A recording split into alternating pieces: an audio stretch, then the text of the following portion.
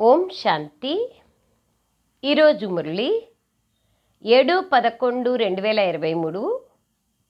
మధురమైన పిల్లలారా, అప్రమత్తంగా అయి చదువుపైన పూర్తి ధ్యాసనుంచండి. అప్రమత్తులుగా అయి చదువుపైన పూర్తి ధ్యాసనుంచండి.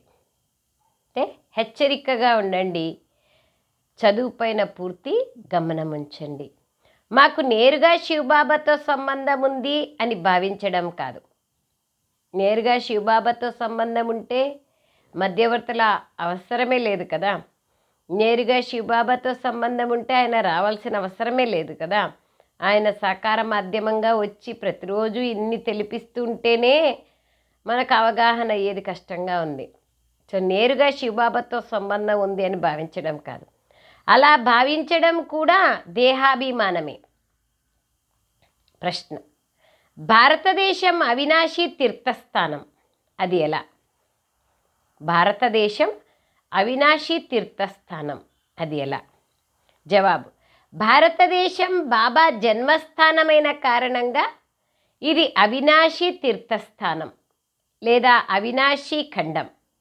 ఈ అవినాశి ఖండం పైన సత్య త్రేతాయుగాలలో చైతన్య దేవీ దేవతలు రాజ్యం చేస్తారు.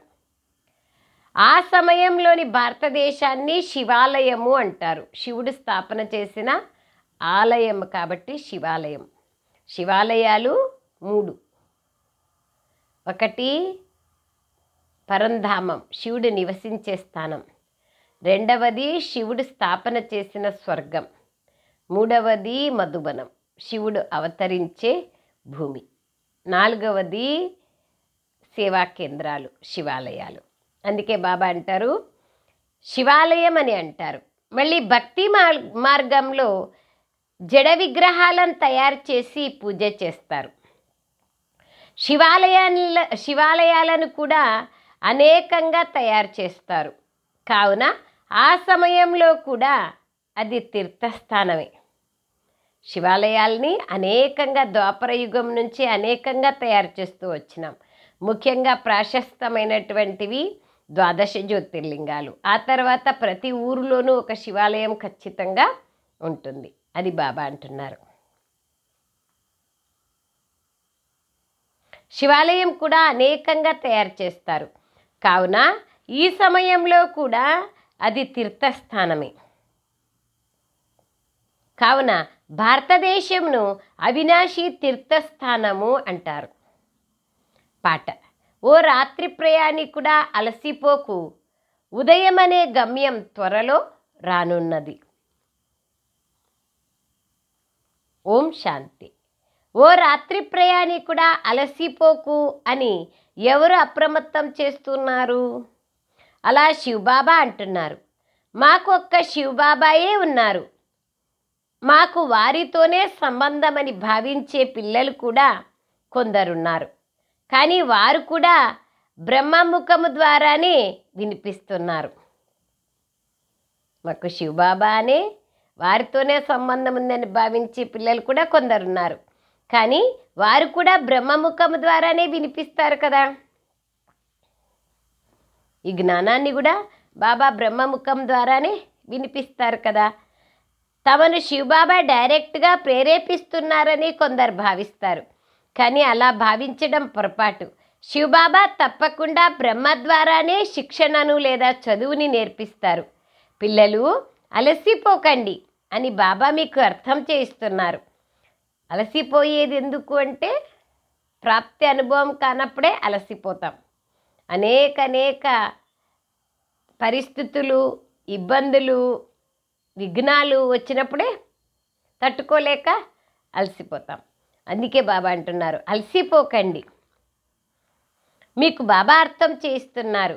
మీకు శివబాబాతోనే సంబంధం ఉన్నా శివబాబా కూడా మన్మనాభవ అనే బ్రహ్మబాబా బ్రహ్మకుమారి కుమారులు కూడా మన్మనాభవం అనే చెప్తున్నారు.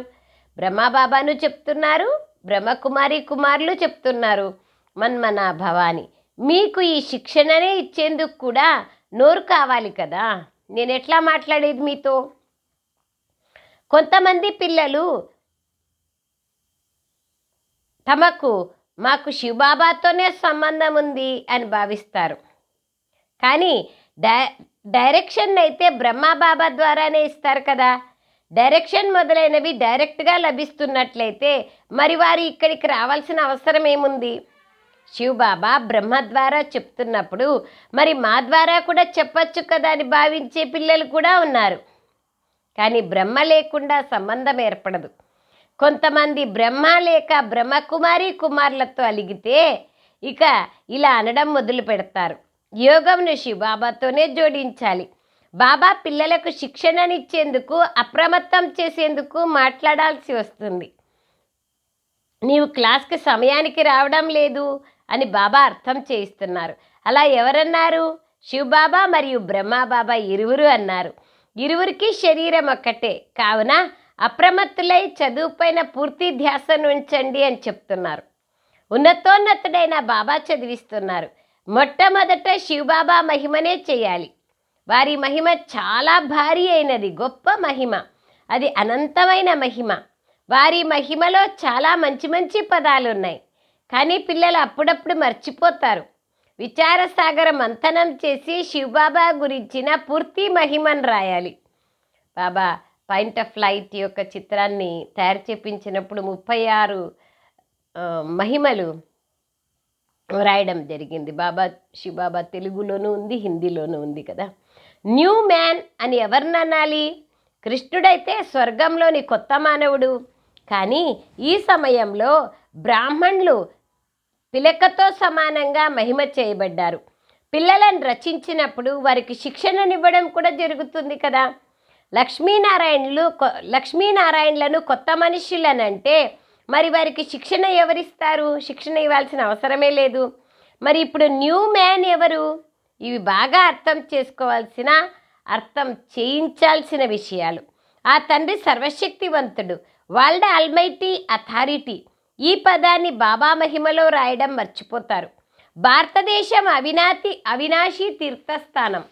అవినాశీ తీర్థస్థానం ఎందుకు అంటే అవినాశీ తండ్రి వచ్చేటువంటి స్థానం కాబట్టి ఇది అవినాశీ తీర్థస్థానం. అందుకే బాబా అంటున్నారు, భారతదేశానికి బాబాకి ఎంత మహిమ ఉందో భారతదేశానికి కూడా అంతే మహిమ ఉంది అంటుంటారు. అది ఎలా? తీర్థస్థానాలు భక్తి మార్గంలో కూడా ఉంటాయి. మరి దీనికి అవినాశీ తీర్థస్థానం అని ఎలా అంటారు? ఇది ఏ విధంగా అని అడగాలి మనం ఇతరులను. అవినాశీ తీర్థస్థానం సత్యుగంలో మనం దీన్ని తీర్థస్థానం అని అనొచ్చా? దీన్ని అవినాశీ తీర్థస్థానం అని వ్రాసినట్లయితే అది ఏ విధంగా కాగలుగుతుంది అని వివరించాలి. సత్య త్రేతాయుగాల్లో ఇది తీర్థస్థానమే, ద్వాపర కలియుగాల్లోనూ ఇది తీర్థస్థానమే అని స్పష్టం చేసి అర్థం చేయించడం జరుగుతుంది. సత్య త్రేతాయుగాల్లో చైతన్య దేవతలు నివసిస్తారు కాబట్టి తీర్థస్థానమే. మరియు ద్వాపర కలియుగాలలో ఈ భారతదేశంలో జరిగినంత పూజలు పునస్కారాలు ఏ దేవతలకి ఏ దేశంలోనూ జరగవు కాబట్టి ఇది అవినాశీ తీర్థస్థానం. దీనిని అవినాశి అని అన్నప్పుడు 4 యుగాలను నిరూపించి చెప్పాల్సి ఉంటుంది. తీర్థయాత్రలు మొదలైనవి ద్వాపర యుగం నుండి ఉన్నాయి. మరి మనం భారతదేశాన్ని అవినాశీ తీర్థస్థానం అని వ్రాయచ్చా? సత్య త్రేతాయుగాలు తీర్థస్థానమే, అక్కడ చైతన్యదేవి దేవతలు ఉంటారు. ఇక్కడ జడమైన తీర్థాలు ఉన్నాయి, అది చైతన్యమైన సత్యమైన తీర్థస్థానం, అప్పుడు అది శివాలయం. ఈ విషయాలను బాబాయే కూర్చొని అర్థం చేయిస్తున్నారు. భారతదేశం అవినాశీ ఖండం, మిగిలినవన్నీ వినాశమైపోతాయి. ఈ విషయాల గురించి మనుషులు ఎవ్వరికీ తెలియదు. పతిత పావనుడైన బాబా ఇక్కడికి వస్తారు అనైతే పాడుతారు. ఎవరినైతే పావన దేవీ దేవతలుగా తయారు చేస్తారో వారే మళ్ళీ ఆ శివాలయంలో వస్తారు. ఎక్కడ? సత్యుగంలో. ఇక్కడ బద్రీనాథ్, అమర్నాథ్కి వెళ్తూ ఉంటారు. అక్కడ భారతదేశం అంతా తీర్థస్థానమే. ఇక్కడ కొన్ని స్థానాలు పుణ్యక్షేత్రాలు ఉంటాయి, అక్కడ భారతదేశం అంతా తీర్థస్థానంగానే ఉంటుంది. కాబట్టి కొన్ని ప్లేసులకే పోవాల్సిన ఆవశ్యకత లేదు. అయితే పిక్నిక్ కోసం దేవతలు వేరువేరే స్థానాలకు వెళ్తూ ఉంటారు. ఇక్కడ బద్రీనాథ్, అమర్నాథ్లకు వెళ్తారు. అక్కడ భారతదేశం మొత్తం తీర్థస్థానంగా ఉంటుంది. అలాగని అక్కడ శివబాబా ఉంటారని కాదు, శివబాబా స్థాపన చేసి వెళ్ళిపోతారు తన ధామానికి. శివబాబా ఇప్పుడే ఉన్నారు, మరియు అంతా ఈ సమయానికి చెందినది. ఇది శివబాబా జన్మస్థానం, అలాగే ఇది బ్రహ్మ జన్మస్థానం కూడా. దీన్ని శంకరుని జన్మస్థానము అని అనరు. అతడు ఇక్కడికి రావాల్సిన అవసరం ఉండదు. అతడి వినాశం కోసం నిమిత్తమై ఉన్నారు. విష్ణువు వస్తారు, 2 రూపాలతో రాజ్యం చేస్తారు, పాలన చేస్తారు. విష్ణువు యొక్క 2 రూపాలని యుగల్ రూపంలో చూపించినారు వైజయంతిమాలలో. పాలన చేస్తారు, విష్ణువు యొక్క 2 రూపాలను చూపించినారు. ఇది అతడి విగ్రహం మాత్రమే. అతడు సత్యుగంలో వస్తారు. కావున మనము ఒక్క తండ్రినే మహిమ చెయ్యాలి. తాను రక్షించేవాళ్ళు కూడా వారైతే ధర్మస్థాపకులను కూడా రక్షకులని అనుకుంటారు. క్రీస్తు, బుద్ధుడు మొదలైన వారిని కూడా రక్షకులు అని అనేస్తారు. వారు శాంతిని స్థాపన చేసేందుకు వచ్చారని భావిస్తారు, కానీ వారు శాంతి స్థాపన ఏమీ చేయలేదు. ఎవరిని దుఃఖాల నుండి విడిపించరు. వారైతే ధర్మస్థాపనం చేయాలి. వారి వెనక అనేక ధర్మాల వాళ్ళు వస్తూ పోతారు. ఈ రక్షకుడు అన్న పదం బాగుంది. ఈ పదమును కూడా తప్పకుండా ముద్రించాలి. జగత్ రక్షకులు కదా బాబా, విశ్వరక్షకులు. ఈ చిత్రాలు విదేశాల్లో ప్రత్యక్షమైనప్పుడు ఇవి అన్ని భాషల్లో వెలువడతాయి. వారు పోపు మొదలైన వారిని ఎంతగా మహిమ చేస్తూ ఉంటారు. ప్రెసిడెంట్ మొదలైన వారు చనిపోతే వారిని ఎంతగా మహిమ చేస్తారు. ఎవరెంత గొప్ప వ్యక్తిగా ఉంటే వారి మహిమ కూడా అంత గొప్పగా ఉంటుంది. కానీ ఈ సమయంలో అందరూ ఒకే విధంగా అయిపోయినారు. భగవంతుని సర్వవ్యాపి అని అనేస్తారు. ఈ విధంగా ఆత్మలందరూ మేము కూడా తండ్రియే అంటూ తమ తండ్రినే నిందిస్తున్నారు. పరోక్షంగా, ప్రత్యక్షంగా కాకుండా పరోక్షంగా నిందించినట్లే కదా, అది బాబా అంటున్నారు. ఈ విధంగా మేమే తండ్రి అని లౌకిక పిల్లలు కూడా అన్నారు. వారు ఎప్పుడైతే తమ రచనను రచిస్తారో అప్పుడే వారికి తండ్రిగా అవుతారు. ఇక్కడైతే ఆత్మలైన మనందరికీ తండ్రి ఒక్క బాబానే. మనం వారికి తండ్రిగా ఎలా కాగలుగుతాం? బాబాని వారసుడిగా చేసుకుంటాం, కానీ బాబాని తండ్రిగా చేసుకుంటాం, కానీ తండ్రి మనము అనే మాట లేదు కదా. ఎక్కడ చూసినా తండ్రియే తండ్రి అనం. శివ బాలకుని వారసునిగా చేసుకుంటామంటూ జ్ఞానంలో రమణీకతతో అంటారు. కానీ ఈ విషయాలను కొందరో అర్థం చేసుకునేవారే అర్థం చేసుకోగలరు. ఇక్కడ రహస్యం ఉంది, అండర్లైన్ చేసుకోండి. బాబా అంటున్నారు, శివ బాలకుని వారసునిగా చేసుకొని అతనిపైన బలిహారం అవుతారు. శివబాబాపై పిల్లలు బలిహారం అవుతారు. ఈ విధంగా బదిలీ జరుగుతుంది. మనం బాబా పైన బలిహారం అయితే బాబా మన పైన బలిహారం అవుతారు. ట్రాన్స్ఫర్ జరుగుతుంది. ఈ విధంగా బదిలీ జరుగుతుంది. బాబా దగ్గర ఉండే వారసత్వం అంతా మనది. మన దగ్గర బాబా ఇచ్చిండేది ఏది ఉందో అదంతా బాబాది. బాబా అంటారు, వారసత్వం ఇవ్వడంలో ఎంత మహిమ ఉంది. దేహ సహితంగా ఏవైతే ఉన్నాయో వాటన్నింటికి నన్ను వారసునిగా చేసుకోండి అని బాబా అంటారు, దేహ సహితంగా. కానీ దేహాభిమానం సమాప్తం కావడం కష్టం. స్వయాన్ని ఆత్మగా నిశ్చయం చేసుకొని తండ్రిని స్మృతి చేసినప్పుడే దేహాభిమానం సమాప్తమవుతుంది. దేహీ అభిమానిగా కావడంలోనే ఎంతో కష్టం ఉంది. నిన్నటి రోజున కూడా బాబా చెప్పినారు కదా, పిల్లలారా దేహీ అభిమానిగా ఆత్మాభిమానిగా కావడంలోనే మీకు సురక్షణ లేదా రక్షణ కవచంగా ఉంటుంది. సురక్షితంగా ఉండగలరు. ఆత్మలైన మనం అవినాశి. మనం స్వయాన్ని శరీరంగా భావిస్తూ వచ్చాం. ఇప్పుడు మళ్ళీ స్వయాన్ని ఆత్మగా భావించడంలోనే శ్రమ ఉంది. దేహాభిమానమే అన్నింటికన్నా పెద్ద రోగం. ఎవరైతే స్వయంని ఆత్మగా భావిస్తూ పరంపిత పరమాత్మని స్మృతి చెయ్యరో వారివి కర్మలు వినాశం కావు. నిన్న బాబా అన్నారు కదా, ఎవరైతే వికర్మలు ఎక్కువ ఉంటాయి అంటే గుర్తేమింటే వాళ్ళకు జ్ఞాన ధారణ జరగదు అన్నారు బాబా. బాగా చదువుకున్నట్లయితే నవాబులుగా అవుతారు, శ్రీమతం పైన నడవాలి. లేకపోతే శ్రీ శ్రీ అయిన బాబా యొక్క హృదయాన్ని గెలవలేరు, అసంభవం. హృదయం పైకి ఎక్కినప్పుడే సింహాసనాన్ని కూడా ఎక్కగలరు. చాలా దయాహృదయులుగా కావాలి. మనుషులు చాలా దుఃఖితులుగా ఉన్నారు. దుఃఖాన్ని చూడాలంటే గజా దేశం లేకపోయి చూడాలి. ఎంత దుఃఖితులుగా ఉన్నారంటే తినడానికి తిండి లేక, ఉండడానికి ఇల్లు లేక అస్సలు చాలా బాధపడుతున్నారు, దుఃఖితులుగా ఉన్నారు. చూసేందుకు చాలా షావుకారులుగా ఉన్నారు. పోపుకి ఎంత గౌరవం ఉందో చూడండి, నేనెంత నిరహంకారినో చూడండి అని బాబా అంటున్నారు.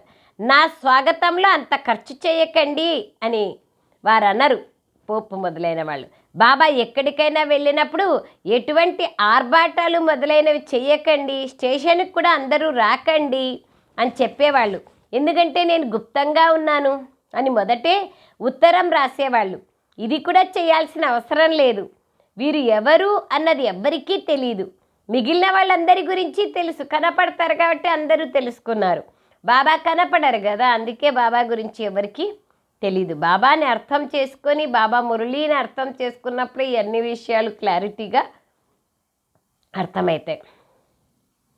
తో బాబా అంటున్నారు, ఎంతగా నిరహంకారిగా ఉంటే అంత మంచిది. మౌనంగా ఉండడమే మీ జ్ఞానం. అంత మంచిది, మౌనంగా ఉండడమే మీ జ్ఞానం. బాబా ఈ జ్ఞానాన్ని కూర్చొని బాబా మహిమను చెయ్యాలి. బాబా పతిత పావనుడు, సర్వశక్తివంతుడు అని వారి ద్వారానే అర్థం చేసుకుంటాం. తండ్రి నుండే వారసత్వం లభిస్తుంది. ఈ విధంగా పిల్లలు తప్ప ఇంకెవ్వరూ అనలేరు. శివబాబా ద్వారా మాకు కొత్త ప్రపంచం యొక్క వారసత్వం లభిస్తుందని మీరు అంటారు. చిత్రాలు కూడా ఉన్నాయి. మనం ఈ దేవతల్లాగా తయారవుతాం. శివబాబా మనకు బ్రహ్మ ద్వారా వారసత్వాన్ని ఇస్తున్నారు. కావుననే శివబాబా మహిమను చేస్తారు. లక్ష్యం, ఉద్దేశం ఎంత స్పష్టంగా ఉంది. ఇచ్చేవారు వారే. బ్రహ్మ ద్వారా నేర్పిస్తారు. చిత్రాల ద్వారా అర్థం చేయించాలి. శివుని చిత్రాలు కూడా ఎన్నో తయారు చేశారు. బాబా వచ్చి పతితుల నుండి పావనులుగా తయారు చేసి మనల్ని అందరినీ జీవన్ముక్తిలోకి తీసుకెళ్తారు. చిత్రాల్లో కూడా స్పష్టంగా ఉంది. కావుననే వీటిని అందరికీ ఇచ్చినట్లయితే అక్కడికి తీసుకెళ్ళి చదువుతారు అని బాబా చెప్తున్నారు. ఇక్కడి నుండి ఈ వస్తువుని తీసుకెళ్తారు, అక్కడికి వెళ్ళి వాటిని అలంకరించవచ్చు. ఇది చాలా మంచి వస్తువు. బాబా చూడండి, పరదా గుడ్డ పైన అంటే ఫ్లెక్సీ పైన, క్యాన్వాస్ పైన, క్యాన్వాస్ క్లాత్ ఉంటుంది కదా, దానిపైన బాగా ముద్రించి పంపించాలి. బాగా ఉపయోగపడతాయి. ఈ చిత్రాల్లో కూడా కరెక్షన్ జరుగుతూ ఉంటుంది. సేవియర్ అంటే రక్షకుడు అనే పదం కూడా అవసరం. ఇంకెవరూ రక్షకులు కాలేరు, పతిత పావనులు కాలేరు. పావన ఆత్మలు వచ్చినా వారు వచ్చి అందరినీ పావనంగా తయారు చెయ్యరు. వారి ధర్మాల వాళ్ళు కిందికి వచ్చి పాత్రలోకి రావాల్సే ఉంది. ఈ పాయింట్లను కేవలం వివేకవంతులైన పిల్లలే ధారణ చేస్తారు. ఎక్కువగా అర్థం కాలేదు అంటే వదిలేయమంటారు బాబా. కానీ చాలా క్లారిటీగా బాబా ప్రతి ఒక్క బిడ్డ డిఫరెంట్ కదా, కొంచెమే అర్థం చేయిస్తే ఎంత డీప్ విషయాల్ని అని కొంతమంది అనుకుంటారు. అందుకే బాబా అన్ని విషయాలు క్లారిటీగా చెప్తారు. మళ్ళీ సారాంశం వచ్చేసి మన్మనాభవ అంటారు. దీన్ని వివేకవంతులైన పిల్లలే ధారణ చేయగలరు. శ్రీమతం పైన నడవకపోతే చదవరు, మళ్ళీ ఫెయిల్ అయిపోతారు. వీరి నడవడిక ఎలా ఉంది అని స్కూల్లో నడవడికను కూడా చూడడం జరుగుతుంది. దేహాభిమానంతో అన్ని వికారాలు వచ్చేస్తాయి, ఆ పైన ధారణ జరగదు. ఆజ్ఞాకారి పిల్లల్నే బాబా కూడా ప్రేమిస్తారు.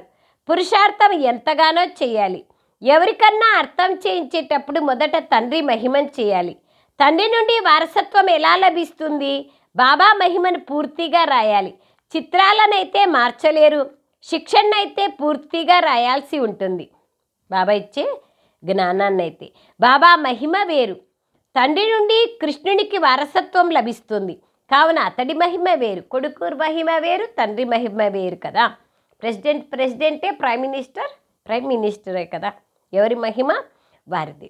తండ్రిని గురించి తెలియని కారణంగా భారతదేశం గొప్ప తీర్థస్థానమని అర్థం చేసుకోలేరు.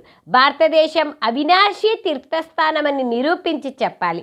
ఈ విధంగా పిల్లలైన మీరు కూర్చొని అర్థం చేయించినట్లయితే మనుషులు విని ఆశ్చర్యపోతారు. వీళ్ళు చెప్పేది కరెక్టే అని అర్థం చేసుకోగలుగుతారు. అట్లా టైం వచ్చేస్తూ ఉంది.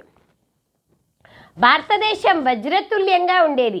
మళ్ళీ అదే భారతదేశం గవ్వతుల్యంగా ఎవరు తయారు చేశారు? ఇందులో అర్థం చేయించాల్సిన, విచారసాగర మంథనం చేయాల్సిన అవసరం ఎంతో ఉంది. ఇందులో ఈ కరెక్షన్ జరగాలని బాబా వెంటనే తెలియచేస్తారు. కానీ అలా పిల్లలు చెప్పరు. బాబా అయితే కరెక్షన్ చేయాలనుకుంటారు. ఇక ఒక ఇంజనీర్ ఉండేవారు. అతడికి మిషన్లో ఏమి పాడైందో అర్థం కాలేదు. ఇంకొక అసిస్టెంట్ ఇంజనీర్ ఉన్నారు. అతడు దీన్ని ఈ విధంగా చేస్తే బాగైపోతుందని చెప్పారు. దాంతో నిజంగానే ఆ మిషన్ బాగైపోయింది. అందుకు అతడు ఎంతో సంతోషించి ఇతడికి ప్రమోషన్ ఇవ్వాలి అని అన్నాడు. దాంతో అతడి జీతం పెంచేశారు. అలాగే మీరు కూడా కరెక్ట్ చేస్తే నేను అభినందిస్తానని బాబా అంటున్నారు. చూస్తున్నారా బాబా ఎట్లా ఎగ్జాంపుల్ చెప్తారు? ఎంత సింపుల్ ఎగ్జాంపుల్ చెప్పి ఎంత గొప్ప జ్ఞానాన్ని నిరహంకారిగా ఎట్లా అసిస్టెంట్ చెప్తే అర్థమైందో అట్లా మీరు కూడా కరెక్షన్ చేయొచ్చు అంటున్నారు బాబా. చూడండి ఎంత నిరహంకారిగా చెప్తారు. బాబాకి తెలియని ఉందా? అభినందన చేస్తాను అని బాబా అంటారు. సంజయుడైన జగదీష్ ఉన్నాడు. మంచి మంచి పాయింట్లను బయటికి తీస్తారు. బాబా సంతోషిస్తారు. పిల్లలకు సేవ చేసే అభిరుచి ఉండాలి. ఈ ప్రదర్శని, మేళలు మొదలైనవన్నీ జరుగుతూ ఉంటాయి. ఎక్కడెక్కడైతే ఎగ్జిబిషన్లు జరుగుతూ ఉంటాయో అక్కడ ఇవి కూడా చేయొచ్చు. ఇక్కడ బుద్ధి యొక్క తలుపులు తెరవాలి. అందరికీ సుఖాన్ని ఇవ్వాలి. స్కూల్లో నంబర్ వారుగా చదివే వాళ్ళు ఉంటారు. బాగా చదవకపోతే వారి నడవడిక కూడా బాగుండదు. అచ్చా మీటే మీటే सिखलदे बच्चों प्रति बाबा नंबरवार पुरुषार्थानुसार याद प्यार और गुड मॉर्निंग। रूहानी बाप की रूहानी बच्चों को नमस्ते। हम रूहानी बच्चों की रूहानी माता पिता बाप दादा को याद प्यार गुड मॉर्निंग और नमस्ते नमस्ते नमस्ते बाबा नमस्ते। Thank you Baba, thank you. సారాంశం: ఎవరితోనైనా అలిగి చదువును వదిలేయకూడదు. దేహాభిమానాన్ని వదిలి స్వయం పైన దయ చూపించుకోవాలి. బాబా సమానంగా నిరహంకారులుగా కావాలి. రెండవ విషయం, మంచి నడవడికను ధారణ చేయాలి. అందరికీ సుఖాన్ని ఇవ్వాలి. ఆజ్ఞాకారులుగా ఉండాలి. ఎంత బాగా మంచి నడవడిక ఉండాలి, అందరికీ సుఖాన్ని ఇవ్వాలి, ధారణ చేసే విషయాలు ఇవన్నీ. ఆజ్ఞాకారులుగా ఉండాలి. వరదానం: ఇముడ్చుకునే శక్తి ద్వారా క్షణంలో పులి స్టాప్ పెట్టే నష్టమోహ స్మృతి స్వరూపులుగా కండి. ఏ విధంగా? తాబేలు అన్నీ ఇముడ్చుకొని ఉంటుంది. అట్లా బాబా అంటున్నారు, ఇముడ్చుకునే శక్తి ద్వారా క్షణంలో పులి స్టాప్ పెట్టే నష్టమోహ స్మృతి స్వరూపులుగా కండి. వివరణ: క్షణంలో పులి స్టాప్ పెట్టడం చివరి సమయంలోని ఫైనల్ పరీక్షల్లో వచ్చే ప్రశ్న. అప్పుడు ఇంకేమీ గుర్తుకు రాకూడదు. ఒక్క బాబా మరియు నేను, మూడో విషయం ఏమీ ఉండకూడదు. క్షణంలో బాబా మరియు నేను, ఇంకెవ్వరూ లేదు. ఇలా ఆలోచించడంలో కూడా సమయం పడుతుంది. కానీ అందులో స్థిరమైపోవాలి, చలించకూడదు. ఎందుకు, ఏమి అనే ప్రశ్నలు ఉత్పన్నం కాకూడదు. అప్పుడే నష్టమోహ స్మృతి స్వరూపులుగా అవుతారు. కావున ఎప్పుడు కావాలంటే అప్పుడు విస్తారం లేకొస్తూ, ఎప్పుడు కావాలంటే అప్పుడు ఇముడ్చుకుంటూ ఉండే అభ్యాసం చేయండి. బ్రేక్ శక్తిశాలిగా ఉండాలి. బ్రేక్ శక్తిశాలిగా ఉండాలి. పైకి ఎక్కేటప్పుడు బ్రేక్ పవర్ఫుల్గా ఉండాలి కదా. డబల్ ఇంజన్స్ వేస్తారు కొండపైకి పోయినప్పుడు, పవర్ఫుల్ బ్రేక్ ఉండాలి. ఇక్కడ వేస్తే అక్కడ పడితే లాభం లేదు. ఆ విధంగా బిందు పెట్టేటువంటి, పుల్ స్టాప్ పెట్టేటువంటి బ్రేక్ పవర్ఫుల్గా ఉంటేనే అంతిమ సమయంలో వచ్చే నష్టమోహ స్మృతి స్వరూప పేపర్లో 1 సెకండ్లో పాస్ కాగలం. జస్ట్ సంకల్పం చేయంగానే ఆ సంకల్పంలో స్థిరం కాగలగాలి. స్లోగన్: ఎవరికైతే స్వమానం యొక్క అభిమానం ఉండదో వారే సదా నిర్మాణ చిత్తులు. అంటే ఎవరికైతే స్వమానం యొక్క అభిమానం ఉండదో వారే సదా నిర్మాణ చిత్తులు. అభిమానం లేకి రాకూడదు, స్వమానంలో ఉండాలి కానీ అభిమానం లేకి రాకూడదు. అదే బాబా వాళ్ళు చెప్తున్నారు. అచ్చా, Om Shanti. Thank you Baba, thank you very much Baba.